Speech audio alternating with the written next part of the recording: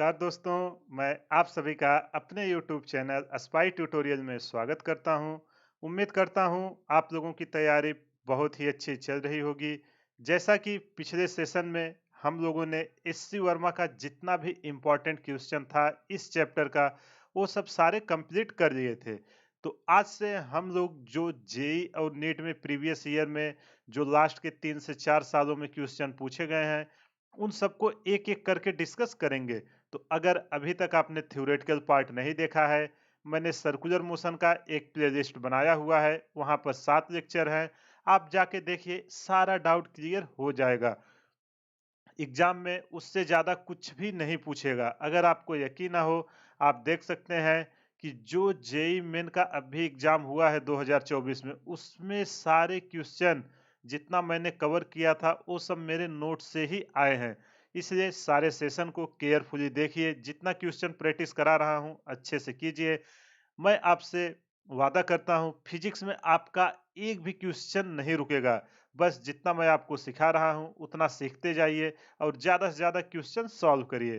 तो चलिए बिना टाइम वेस्ट किए हुए आज के सेशन में हम कुछ इम्पोर्टेंट जेई के प्रीवियस ईयर क्वेश्चन लिए हुए हैं, उनको एक-एक करके सॉल्व करते हैं। तो चलिए पहला क्वेश्चन। अब देखो, कोई भी क्वेश्चन आए, आपने थ्योरी रीड कर ली है, अब आप पहले क्वेश्चन खुद से सॉल्व करने की हैबिट डालिए। अगर खुद से हैबिट नहीं डालोगे तो एग्जाम में भी आपसे सॉल्व नहीं होगा। तो चलिए वीडियो को पॉज करिए और क्वेश्चन को खुद से ट्राई कीजिए। आई होप आपने ट्राई कर लिया होगा। अगर आपसे सॉल्व हो गया तो बहुत ही अच्छी बात, नहीं सॉल्व हुआ तो मैं कर रहा हूं और कॉन्सेप्ट आप सीखिए कि आपसे गलती आखिर हो क्यों रही है, क्योंकि सेम मिस्टेक अगर आप एग्जाम में करोगे तो आपका नंबर अच्छा नहीं आएगा। तो देखो, ये क्वेश्चन जेईई मेन 2024 जो अभी नहीं हुआ, जनवरी में, लास्ट जनवरी में, उसी में एक क्वेश्चन पूछा गया है। और एक सिमिलर कॉन्सेप्ट आप जाना देखना थ्योरी वाले वीडियो में, वहां पे कोनिकल पेंडुलम में इस कॉन्सेप्ट को मैंने डिस्कस किया हुआ है। तो चलिए क्वेश्चन को रीड करते हैं। A ball of mass 0.5 kg is attached to a string of length 50 centimeter. The ball is rotated on a horizontal circular path about its vertical axis. देखो ध्यान देना, vertical axis के along घुमाया जा रहा है। The maximum tension that the string can bear is 400 Newton. The maximum possible value of angular velocity of the ball in radian per second. देखो यार, ये कितना इजी क्वेश्चन है। यहाँ पे आपको देखो बोल रहा है कि एक बॉल है जो 0.5 केजी का है, एक रस्सी से बंधा हुआ है जिसकी लंबाई 50 सेंटीमीटर है, और उस बॉल को एक हॉरिजॉन्टल सर्कुलर पाथ में घुमाया जा रहा है। और किसके अकॉर्डिंग? वर्टिकल एक्सिस के अकॉर्डिंग। समझ में आया ना? जो कोनिकल पेंडुलम था ऐसे ऐसे घूम रहा था, वही सेम कॉन्सेप्ट यहाँ पे लग रहा है। और उस रस्सी की मैक्सिमम कैपेसिटी कितनी है? 400 न्यूटन। आपसे पूछ रहा है कि हम मैक्सिमम कितने स्पीड से उसको घुमाए कि रस्सी ना टूटे। क्वेश्चन समझ में आया कि नहीं? देखो, यहाँ मेरा क्वेश्चन सॉल्व कराने का एक ही मोटो है कि एग्जाम में कुछ भी क्वेश्चन पूछे, अगर आपका कॉन्सेप्ट स्ट्रांग रहेगा, सारा क्वेश्चन आप सॉल्व कर ले जाओगे। देखो, एक क्या था आपका? एम मास का कितना दिया हुआ है? 0.5 केजी, ठीक? 0.5 केजी का एक बार है, ठीक? आपका एक मास रखा हुआ है, यहाँ रख देते हैं m इक्वल टू 0.5 केजी। और इस रस्सी की लंबाई कितनी है? l।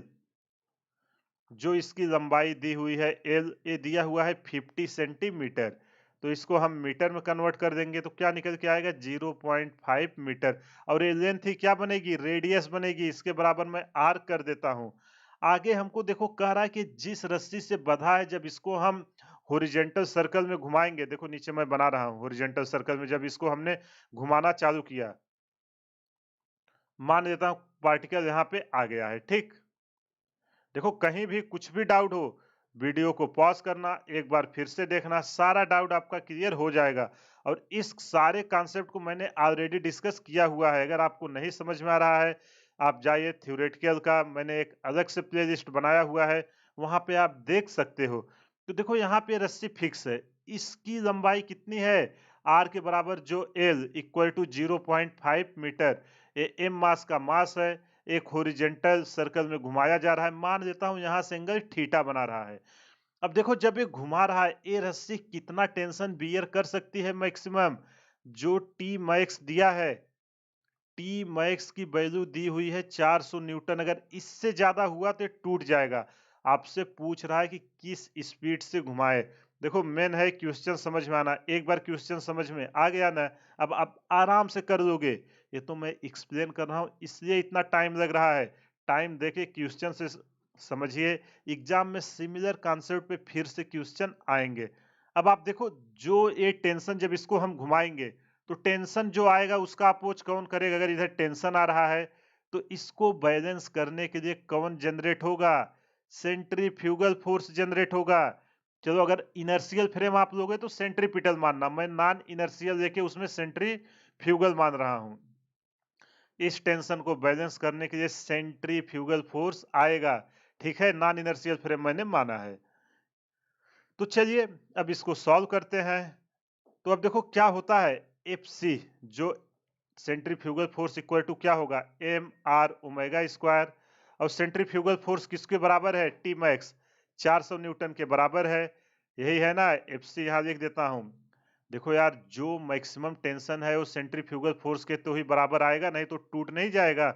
वही आपको यहाँ पे बोल रहा है। तो चलो इसकी वैल्यू पुट करते हैं। 400 इक्वल टू एम की वैल्यू कितनी है? 0.5। आर, आर इसका रेडियस है, जिस रेडियस में घूम रहा है। किस रेडियस में घूम रहा है इसके लेंथ के अकॉर्डिंग? 0.5। 0.5 आर की वैल्यू दी है 0.5, और ओमेगा की वैल्यू हमसे पूछा जा रहा है। तो चलो ओमेगा स्क्वायर। अब देखो यार कितना सिंपल क्वेश्चन था, 4 नंबर आपको देके जाता। जब इसको हम सॉल्व करेंगे 400 डिवाइडेड बाई 0.25, जब इसको हम सॉल्व करेंगे तो ओमेगा स्क्वायर इक्वल टू निकल के आएगा 1600। और जब स्क्वायर रूट लेंगे तो क्या निकल के आएगा? 1600 किसका स्क्वायर रूट है? 40 का है। तो ओमेगा इक्वल टू निकल के आया 14 रेडियन पर सेकेंड। देखो कितना इजीली हमने इस क्वेश्चन को कर दिया। इसमें कुछ भी था, एक क्वेश्चन हार्डली आपका 30 सेकेंड का था। बस 400 equal to M R omega square रखना था, सीधा वैल्यू। और ये सब आपको अच्छे से क्वेश्चन समझ में आएगा कब? जब आप अभी से ज्यादा प्रैक्टिस करोगे। अभी देखो एग्जाम आपके होने वाले हैं, ज्यादा से ज्यादा क्वेश्चन प्रैक्टिस कीजिए, रिवाइज कीजिए। चलिए अगला क्वेश्चन देखते हैं। ये भी क्वेश्चन जेईई मेन 2024 इसी साल आया हुआ है, और अभी जो एग्जाम होगा सेम कॉन्सेप्ट पे फिर से क्वेश्चन आने के चांसेस हैं, इसलिए अच्छे से क्वेश्चन समझिए। तो चलिए पहले आप खुद से ट्राई कीजिए। आई होप आपने सॉल्व कर दिया होगा। अगर आपसे सॉल्व हो गया तो बहुत ही अच्छी बात, नहीं सॉल्व हुआ तो मैं कर रहा हूं, और देखो कि आपसे मिस्टेक्स हो कहां पे रही है। तो चलो इसको रीड करते हैं। A particle moving in a circle of radius R with uniform speed takes time t to complete one revolution. If the particle is projected with the same speed at an angle theta to the horizontal, the maximum height attained by it is equal to 4r. The angle of projection theta is then given by. देखो यार ये कितना easy question है, इसमें कुछ करने की जरूरत नहीं है। आपको केवल 2 चैप्टर डराने के लिए यूज किया है, एक सर्कुलर मोशन, एक काइनेमेटिक्स में जब हम प्रोजेक्टाइल मोशन रीड किए थे, मैक्सिमम हाइट वाला कॉन्सेप्ट, उसी दोनों को लगाना है। वेलोसिटी पुट करेंगे, थीटा हमको निकल के आ जाएगा। तो चलिए जो जैसे जैसे दिया है उसको लिखते हैं। तो एक पार्टिकल है जो आर रेडियस से यूनिफॉर्म स्पीड में एक चक्कर कंप्लीट करने में टी टाइम लेता है। तो चलो पहले इसी को देख लेते हैं। मान लेते हैं एक हमारा ये है सर्कुलर में घूम रहा है, पार्टिकल को दे देते हैं रेड कलर। अब ये जब यहाँ से यूनिफॉर्म दिया है, यूनिफॉर्म मतलब वेलोसिटी कांस्टेंट है, और इसका रेडियस कितना है? रेडियस को कलर चेंज करके ब्लू से दिखा देते हैं, आर। अब देखो क्या क्या डेटा दिया हुआ है हमको। जो टाइम दिया हुआ है टी, वन रिवोल्यूशन का, वन रिवोल्यूशन कंप्लीट करने में उसको कितना टाइम लगा है? टी टाइम लगा है। यहाँ पे मैं मान देता हूं भी क्या है, लेट पार्टिकल मूविंग स्पीड भी। देखो एकदम आराम से क्वेश्चन समझ के करिए, क्योंकि एक बार आप एल्गोरिदम समझ गए ना, फिर क्वेश्चन में कुछ भी पूछे आप उसको आराम से कर लोगे। इसलिए आराम से शांति से धीरे धीरे सब देखिए, सारा डाउट क्लियर हो जाएगा। अब यार आप बताओ, अगर कोई पार्टिकल सर्कुलर मोशन कर रहा है और हमें वेलोसिटी निकालनी है, तो हम क्या करेंगे, v इक्वल टू क्या होता था पहला फार्मूला जब हमने सर्कुलर मोशन में देखा था, आर ओमेगा। देखो हमको आर तो दिया हुआ है लेकिन ओमेगा नहीं दिया हुआ है। तो अगर ओमेगा नहीं दिया हुआ है तो ओमेगा इक्वल टू क्या होता है, 2 pi divided by time period.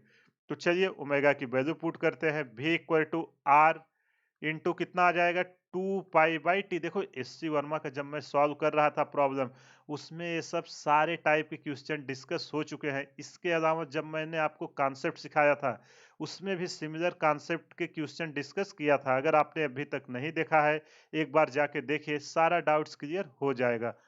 देखो पहले से हमको जितना इंफॉर्मेशन मिल सकता था हमने निकाल लिया।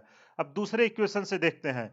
ये बोल रहा है कि अगर सेम स्पीड से थीटा एंगल पर प्रोजेक्ट करे तो मैक्सिमम हाइट 4r तक जाता है। आपसे पूछ रहा है कि किस एंगल पर इसे हम प्रोजेक्ट करें। तो चलो कोई नहीं, जैसा बोल रहा है हम वैसा कर देते हैं। कोई नहीं, हमने प्रोजेक्टाइल मोशन स्टडी किया हुआ ही है। तो चलो यहाँ से पार्टिकल को मान देता हूँ ऐसे फेंका गया, ठीक।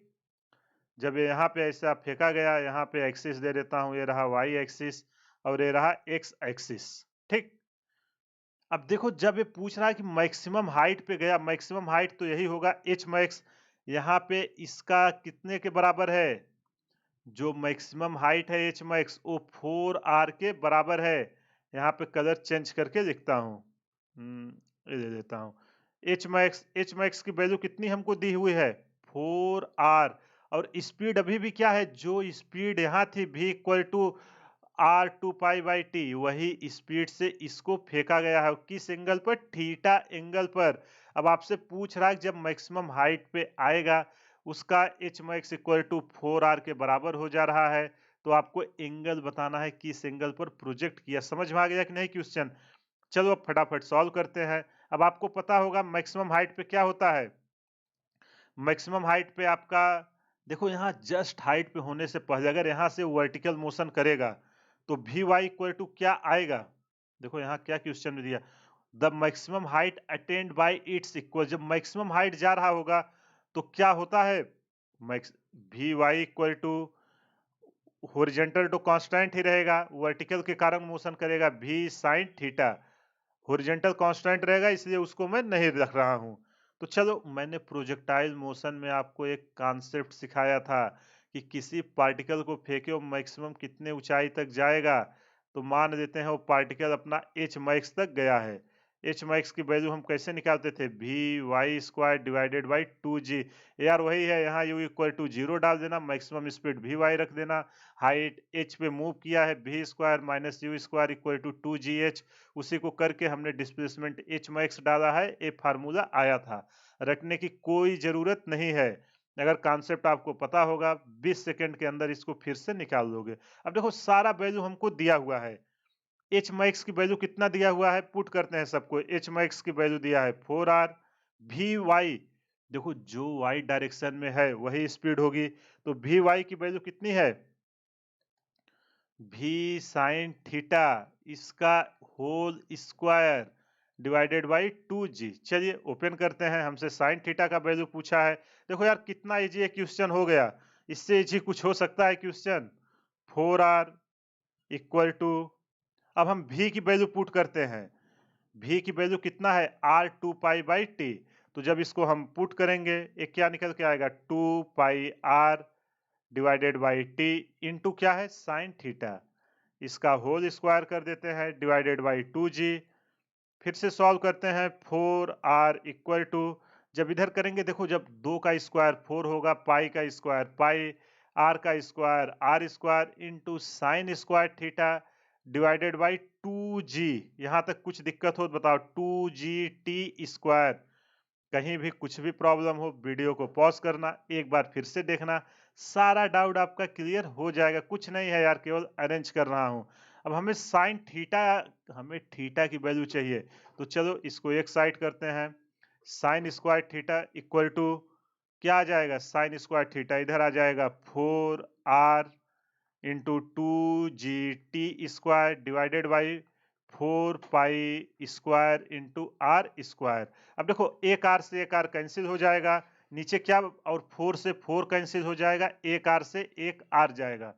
तो यहाँ से जब हम साइन थीटा रखेंगे, साइन थीटा इक्वल टू क्या आएगा, इसका स्क्वायर रूट दे देते हैं। इधर क्या बचा है, 2g square divided by pi square into R, और इसके पावर क्या आ जाएगा, 1/2, जो स्क्वायर रूट में हम करते थे। अब हमको थीटा की वैल्यू पूछा था, तो theta equal to sign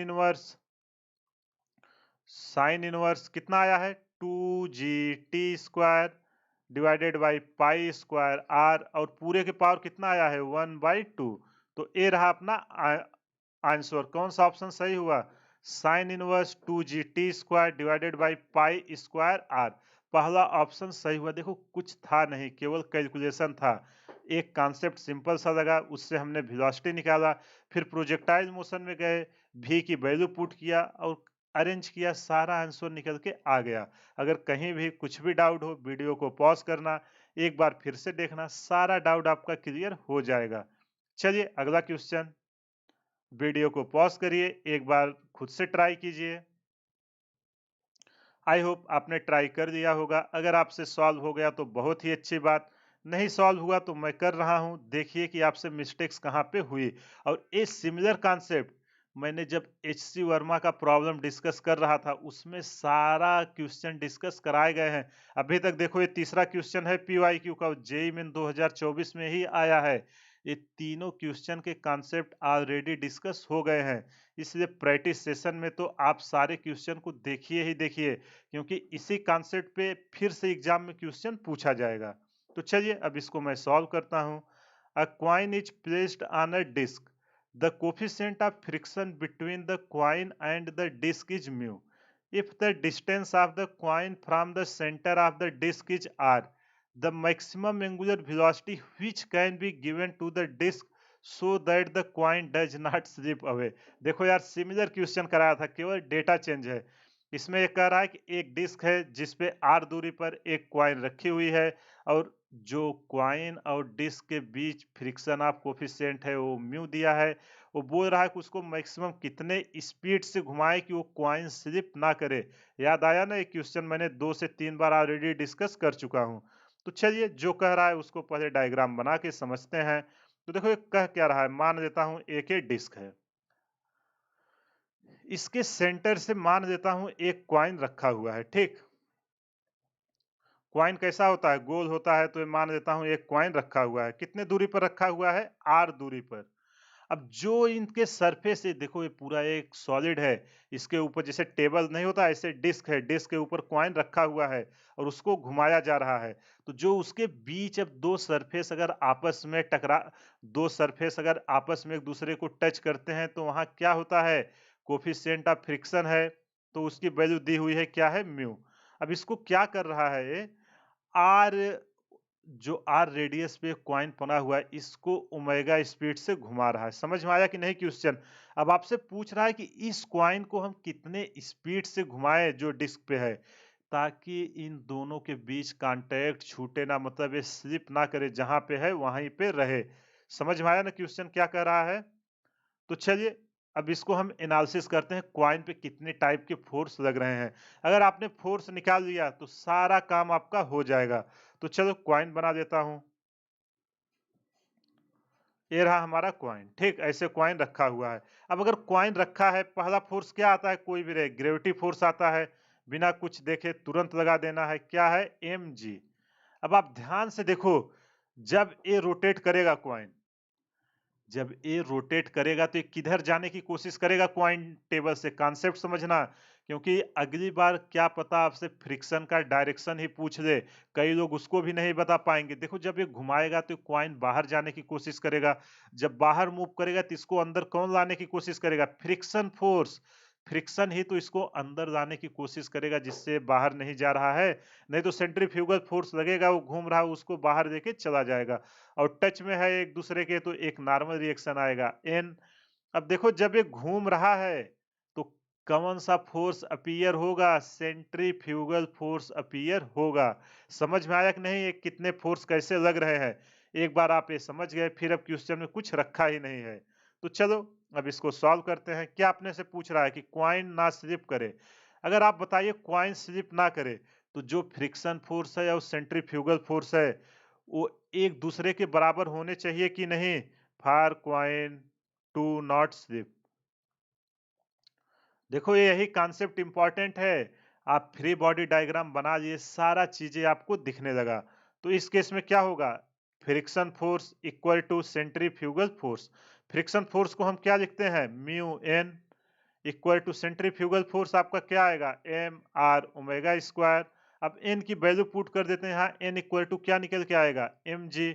mu M G equal to M R omega square. देखो हमको मैक्सिमम एंगुलर वेलोसिटी पूछ रहा था, आराम से निकाल लेंगे कि नहीं। एम से एम कैंसिल हो गया, omega square equal to mu G divided by R.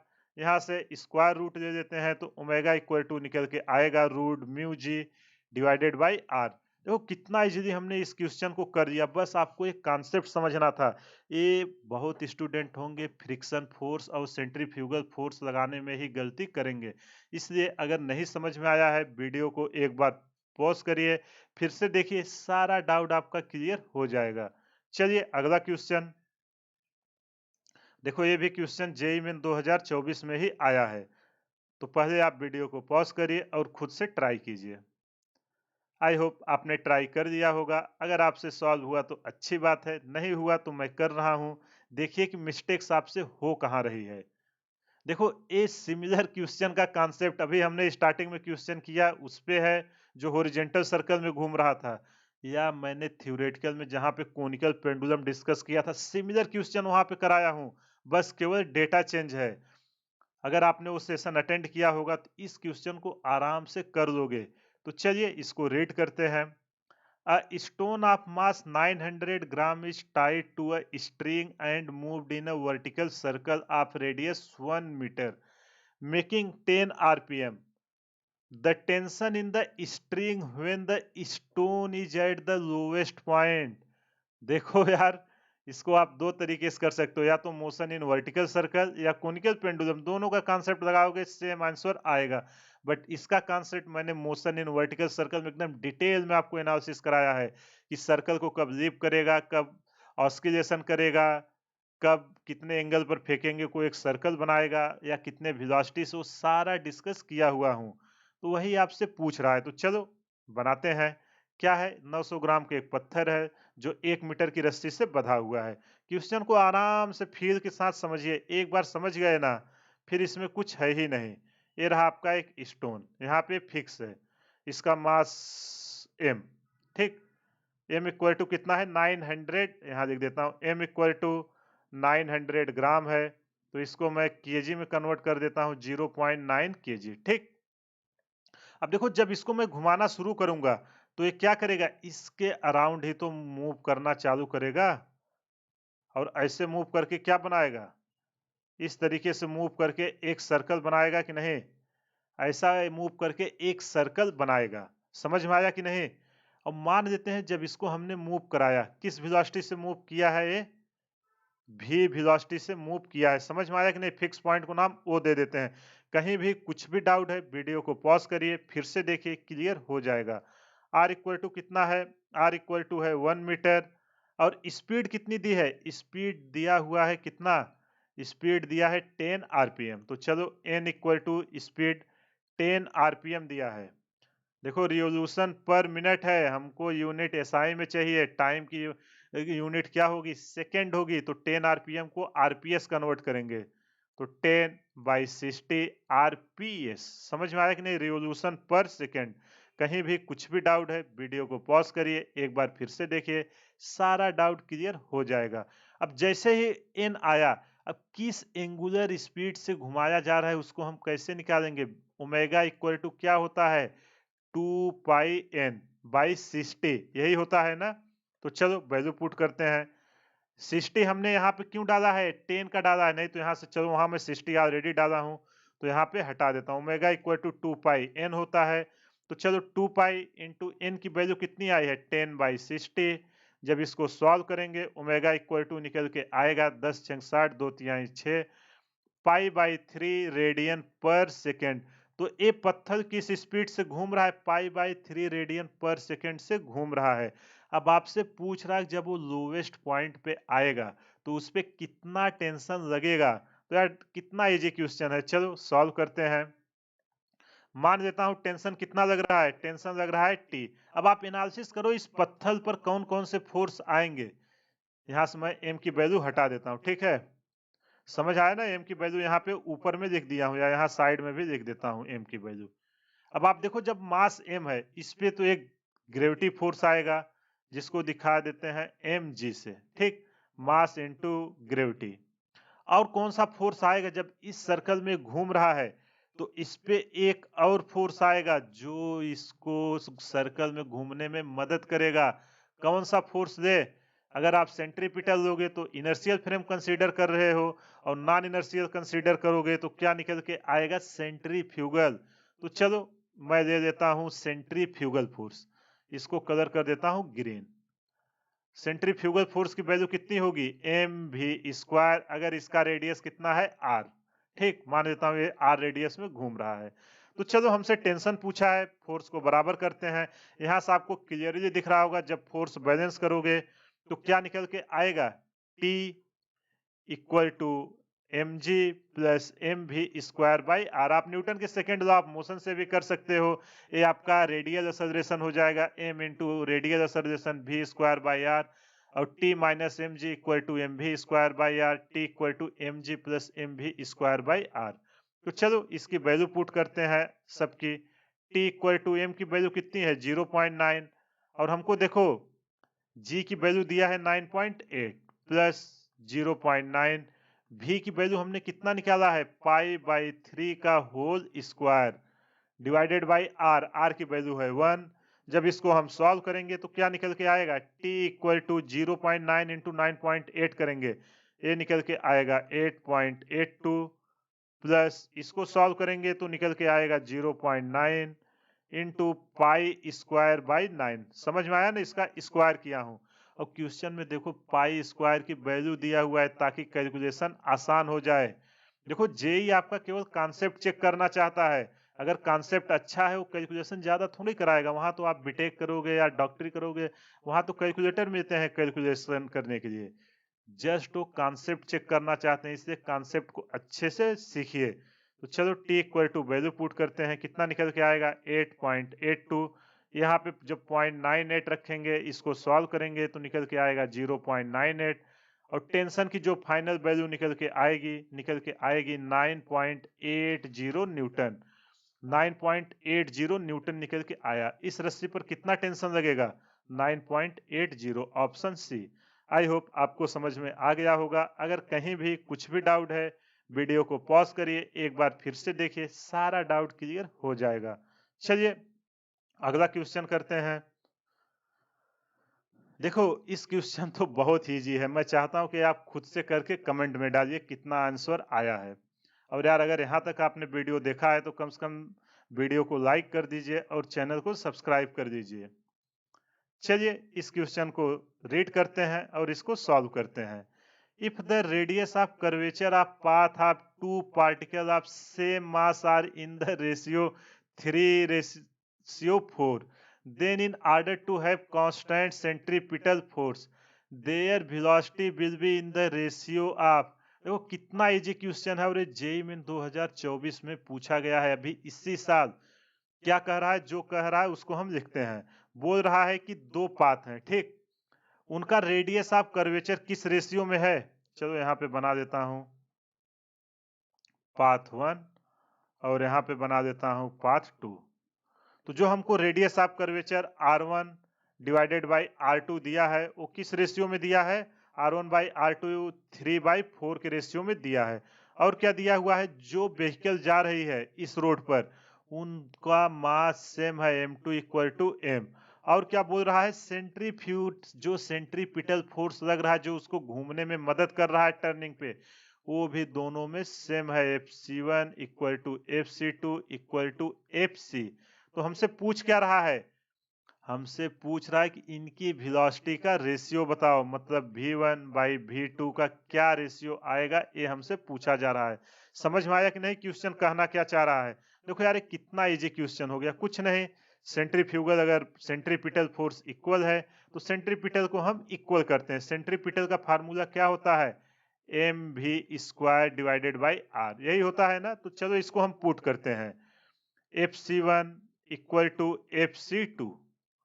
यहाँ से मैं क्या कर सकता हूँ, M one equal to M two, ये तो सेम ही है, तो इसको M one V one square divided by R one equal to M two V two square divided by R two. अब देखो एम वन एम टू के बराबर है, तो एम वन एम टू से कट जाएगा।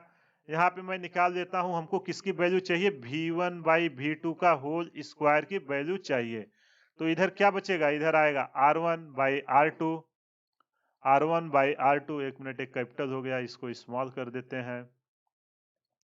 तो जब यहाँ पे R one by R two करेंगे तो क्या निकल के आएगा, इसकी वैल्यू हमको दिया हुआ है, कितना दिया हुआ है, 3/4। तो चलिए V one by V two का स्क्वायर रूट ले लेते हैं, V one by V two equal to root 3/4। और जब इसको और सॉल्व करेंगे तो 4 का स्क्वायर रूट क्या होगा, 4 का होगा 2। तो कौन सा ऑप्शन सही हुआ, √3/2 के ऑप्शन सी। देखो कितना इजी क्वेश्चन था, जो कह रहा था हमने उस हिसाब से वैल्यू रखा और आंसर निकल के आ गया। चलिए इस क्वेश्चन को आप सॉल्व कीजिए। अगर आपने बैंकिंग ऑफ रोड का मेरा लेक्चर देखा होगा, एक क्वेश्चन आप 100% कर ले जाओगे। और देखो जेईई मेन 2024 में इसी साल पूछा गया है। अभी जो ये समर सेशन होगा और जो नीट का एग्जाम मई में होने वाला है, मैं गारंटी के साथ बोल रहा हूँ कि अगर इस चैप्टर से क्वेश्चन आया तो बैंकिंग ऑफ रोड से आने के चांसेस बहुत ही ज्यादा हैं। इसलिए उस कॉन्सेप्ट को तो यार अच्छे से याद करके रखिएगा। चलिए क्वेश्चन को रीड करते हैं और समझते हैं कि कह क्या रहा है। A train is moving with a speed of 12 meter per second on rails which are 1.5 meter apart. To negotiate a curve radius 400 meter, the height by which the outer rail should be raised with respect to the inner rail, जी की value 10 metre पर second square दिया हुआ है। देखो अगर आपने banking of road में lecture नहीं देखा है तो जाके देख लो, वहां मैंने डिटेल में एक्सप्लेन किया है कि बैंकिंग ऑफ रोड होता क्यों है, देते क्यों है, और रेलवे या ये सब पे हम किस लिए यूज करते हैं। तो चलो इस क्वेश्चन को समझते हैं। एक कह क्या रहा है, एक ट्रेन है जो 12 मीटर पर सेकेंड की स्पीड से जा रही है। आपने देखा होगा जब ट्रेन में बैठे हो, ट्रेन जिस साइड घूमती है उस साइड की पटरी हल्की दबी रहती है और दूसरे साइड की हल्की उठी रहती है। अगर आपने अभी तक नहीं रियलाइज किया है तो नेक्स्ट टाइम जब भी ट्रेन में बैठिएगा आप इसको जरूर फील करेंगे कि जब भी ट्रेन टर्न लेगी आप देखना एक साइड की पटरी हल्का दबेगी और दूसरा ऐसा लगेगा ट्रेन एक ऐसे हुई है, एक साइड दब रही है और एक साइड उठ रही है। तो इसलिए देते हैं कि सेंट्रीपिटल फोर्स प्रोड्यूस हो और ट्रेन आसानी से घूम जाए बिना ट्रैक पे स्लिप हुए। इसके बारे में मैंने डिटेल में पूरा सेशन एक्सप्लेन किया है। तो चलो इस क्वेश्चन को सॉल्व करते हैं। जो जो डेटा दिया हुआ है उसको लिख लेते हैं। मान लेते हैं हमारे पास एक रेलवे ट्रैक है, ठीक है, ये रेलवे ट्रैक है और इस तरीके से कुछ कर्व है। अब इसके व्हील हैं, रेड कलर से दिखा रहा हूं, ठीक। अब देखो ये टर्न दे रहा है, एक व्हील इधर है एक व्हील इधर है। अब देखो जो इनर पटरी है दबी हुई है और आउटर पटरी जो है वो उठी हुई है। तो जो इनके बीच का एंगल बन रहा है यहां से यहां, ठीक, और यहां से जब हम इसको एक परपेंडिकुलर ड्रॉ करेंगे तो यहां से जो एंगल ये बना रही है, ठीक, ये बना रहा है आपका, कितना मान लेता हूं, थीटा। और इन दोनों पटरियों के बीच में जो गैप है वो कितना दिया हुआ है, 1.5 मीटर। तो चलो जो डेटा दिया हुआ है लिख लेते हैं, v इक्वल टू 12 मीटर पर सेकेंड और दोनों पटरियों के बीच गैप है उसको b से लिख देते हैं, v इक्वल टू 1.5 मीटर। और क्या दिया हुआ है, और हमको रेडियस दिया हुआ, किस रेडियस में टर्न मारेगा, 400 मीटर में। जी की वैल्यू कितनी है, जी की वैल्यू है 10 मीटर पर सेकेंड स्क्वायर। तो हमसे पूछ रहा है कि इस पटरी को हम कितना उठाएं बाहर वाली, क्योंकि हमारी ट्रेन बिना स्पीड कम किए हुए अगर 12 मीटर पर सेकेंड से जा रही है तो आराम से घूम जाए। अब देखो आप इसको कैसे निकालोगे, अगर हमें एच चाहिए तो देखो tan theta equal to perpendicular upon base, है कि नहीं। किसी तरह अगर हमको tan थीटा की वैल्यू पता चल जाता तो हम इसको आराम से निकाल लेंगे कि नहीं, बिल्कुल।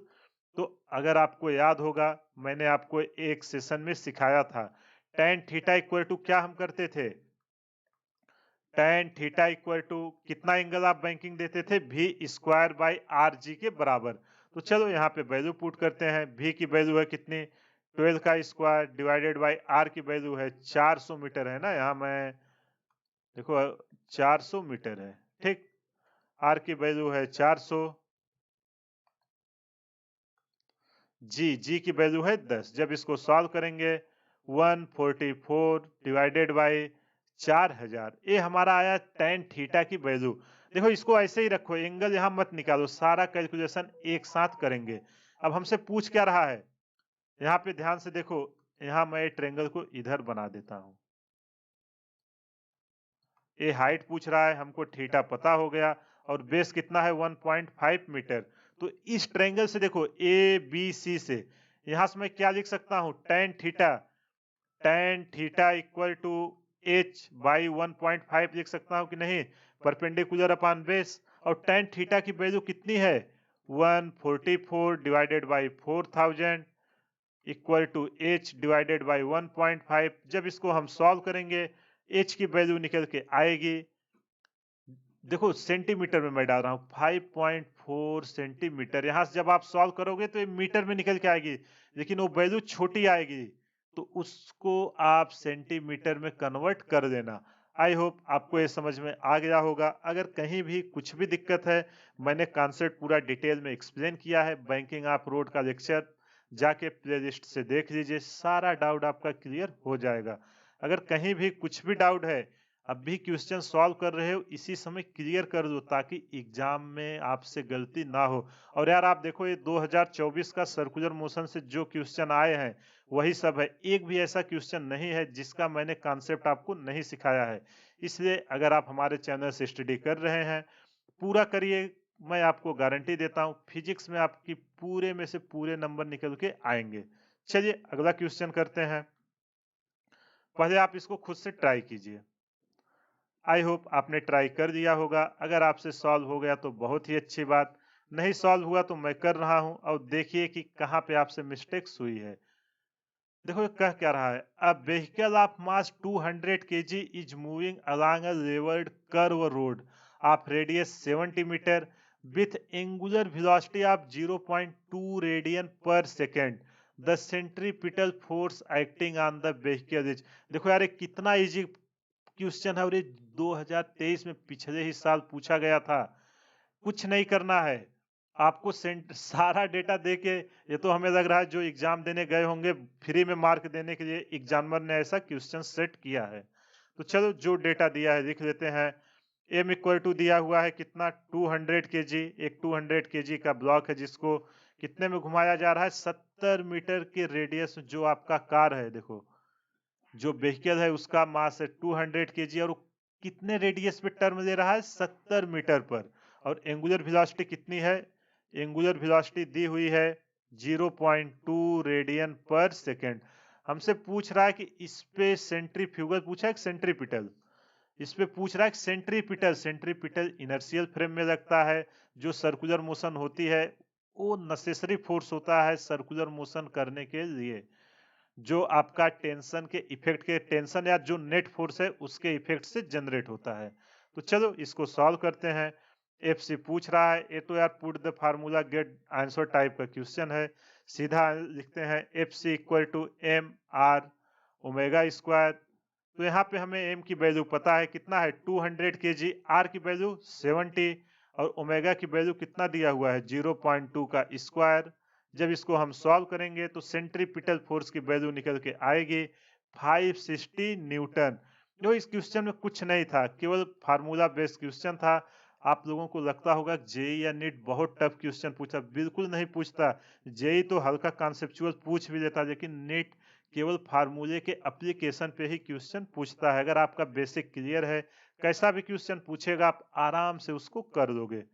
तो चलिए अगला क्वेश्चन करते हैं। इस क्वेश्चन को पहले आप खुद से ट्राई कीजिए। आई होप आपने ट्राई कर दिया होगा। अगर आपसे सॉल्व हो गया तो बहुत ही अच्छी बात, नहीं सॉल्व हुआ तो मैं कर रहा हूं और देखिए कि आपसे कहां पे मिस्टेक्स हुई। चलो इसको रीड करते हैं, एक कह क्या रहा है, A coin placed on a rotating table just slips when it is placed at a distance of 1 centimeter from the center. If the angular velocity of the table in half, it will just slip when placed at a distance from the center.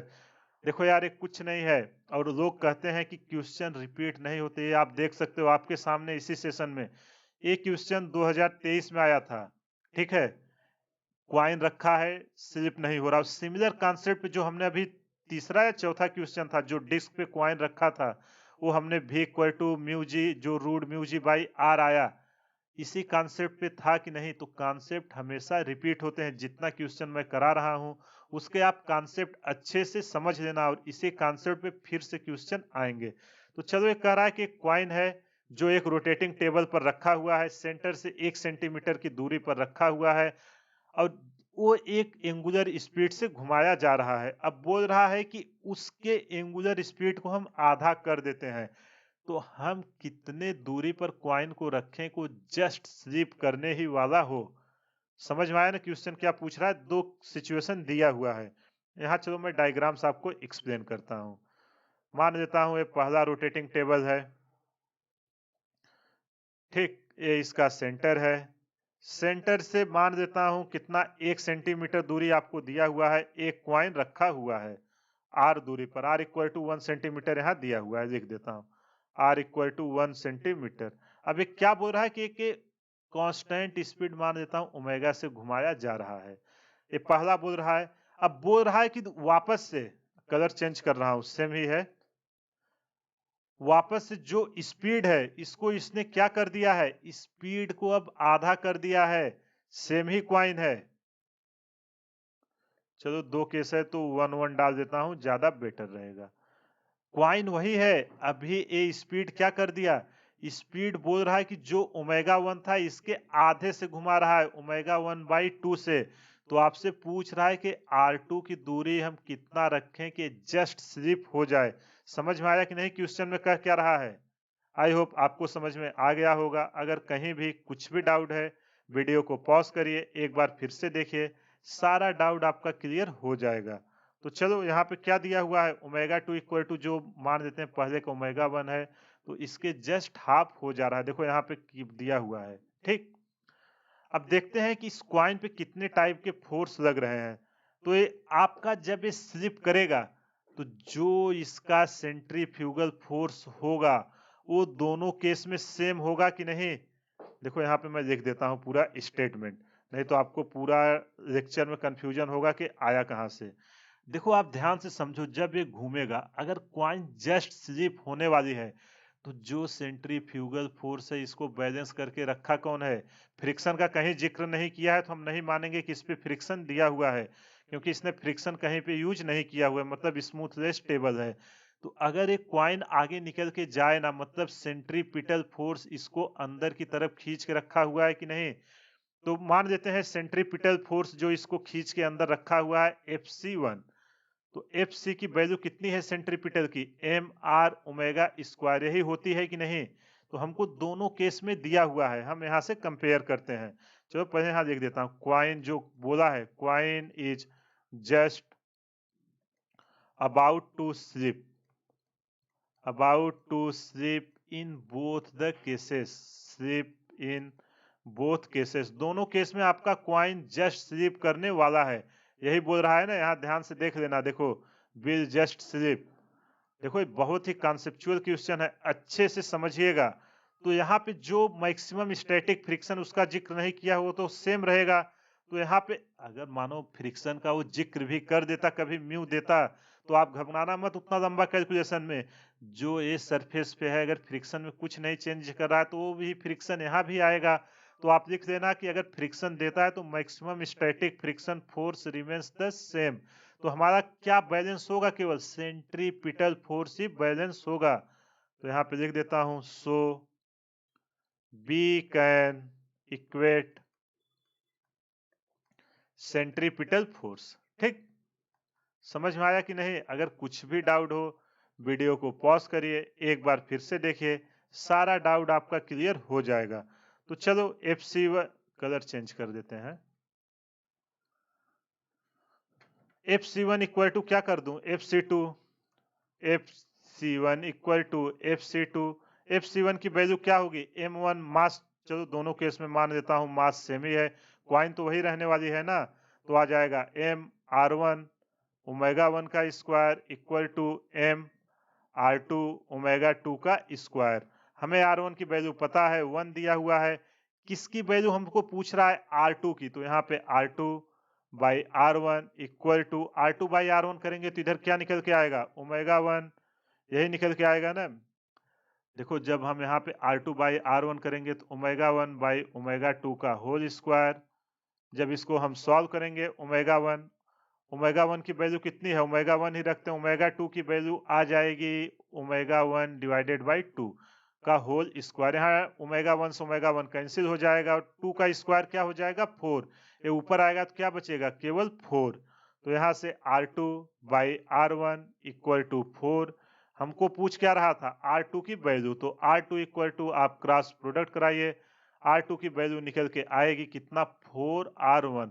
तो इससे कितनी दूरी पर रखेंगे centre से, अगर speed आधा किए, देखो यहाँ आप कैलकुलेटर फार्मूले से भी देख सकते हो, स्क्वायर रूट में चेंज हो रहा है। अगर स्पीड को आधा किए हैं तो डिस्टेंस को 4 गुना करना पड़ेगा, तभी वो मेंटेन रहेगा। तो यहाँ पे R1 की वैल्यू पुट कर देता हूँ, 4 इंटू 1 निकल के आ जाएगा 4 सेंटीमीटर। तो देखो 1 से 4 गुना हो गया जो हमसे क्वेश्चन में पूछ रहा था। तो कौन सा ऑप्शन अपना सही हुआ, 4 centimetre, option C. I hope आपको समझ में आ गया होगा। अगर कहीं भी कुछ भी दिक्कत हो, वीडियो को एक बार पॉज करिए, फिर से देखिए, सारा डाउट आपका क्लियर हो जाएगा। देखो इस क्वेश्चन में कुछ नहीं था, एकदम बेसिक सा कॉन्सेप्ट लग रहा था। और देखो यार, बहुत लोग सेंट्रीपिटल और सेंट्रीफ्यूगल में कंफ्यूज रहते हैं, उनके लिए मैंने एक अलग से एक लेक्चर बना के रखा हुआ है सेंट्रीफ्यूगल और सेंट्रीपिटल का। उसमें यही सब डिस्कस किए हैं। सेंट्रीफ्यूगल जो है ना, वो एक तरीके से स्यूडो फोर्स है, वो नॉन इनर्शियल फ्रेम को इनर्शियल फ्रेम में कन्वर्ट करने के लिए हम यूज करते हैं। तो आप क्वेश्चन को किसी भी वे में करेंगे, आंसर सेम आएगा। आई होप आपको समझ में आ गया होगा। अगर कहीं भी कुछ भी डाउट हो, कमेंट करके जरूर बताना। वीडियो आपको कैसा लग रहा है, जब तक आप लोग फीडबैक नहीं दोगे, हमको नहीं पता चलेगा कि इसमें और क्या इम्प्रूव की जरूरत है। और जितने लोग देख रहे हो यार, कम से कम आप कमेंट करिए, ताकि मुझे पता चले कि कितने स्टूडेंट हैं जो सीरियसली सारा लेक्चर अटेंड कर रहे हैं। और अगर आप यहाँ से स्टडी कर रहे हो, मैं आपको गारंटी दे जाता हूँ, फिजिक्स में आपका एक भी क्वेश्चन गलत नहीं होगा। अगर आपको यकीन ना हो, आप जाइए देखिए, जो जेईई मेन 2024 में एग्जाम्स हुए थे, उस समय मैंने जितना चैप्टर कवर किया था, वर्क पावर एनर्जी तक, उसके अंदर जितने क्वेश्चन पूछे गए थे, एक भी ऐसा क्वेश्चन नहीं था जो नोट्स के बाहर आया हो। उसका मैंने प्लेलिस्ट बना के रखा हुआ है, आप वहां से चेक कर सकते हैं। और मैं अभी से बोल रहा हूँ, जो जेईई मेन अभी अप्रैल में होगा और नीट होगा मई में, उसमें जितने भी क्वेश्चन आएंगे, वो सब सारे हमारे नोट से ही आएंगे। एग्जाम के बाद मैं आपको फिर से प्लेलिस्ट वैसा ही वीडियो बनाऊंगा, आप वहां से मिला लेना। इसलिए सीरियस होके जितना मैं आपको सिखा रहा हूँ, अच्छे से सीखिए, डेफिनेटली फिजिक्स में आप अच्छा कर जाओगे। तो चलिए, इसी के साथ आज का सेशन समाप्त करते हैं। फीडबैक जरूर दीजिए कि वीडियो आपको कैसा लग रहा है। अगर आपको ये पीडीएफ चाहिए जो यहाँ पे मैं डिस्कस कर रहा हूँ, तो आप टेलीग्राम ग्रुप ज्वाइन कर सकते हैं। टेलीग्राम का लिंक मैं हर वीडियो के डिस्क्रिप्शन में डाल देता हूँ, वहां से आप ज्वाइन कर लीजिए। कोई भी स्टडी मटेरियल चाहिए, वहां से आप डाउनलोड कर सकते हैं। तो चलिए, इसी के साथ सेशन समाप्त करते हैं। कमेंट करके जरूर बताना वीडियो आपको कैसा लगा। हमारे सेशन को ज़्यादा से ज़्यादा शेयर करें, सब्सक्राइब करें व लाइक करें। Thank you.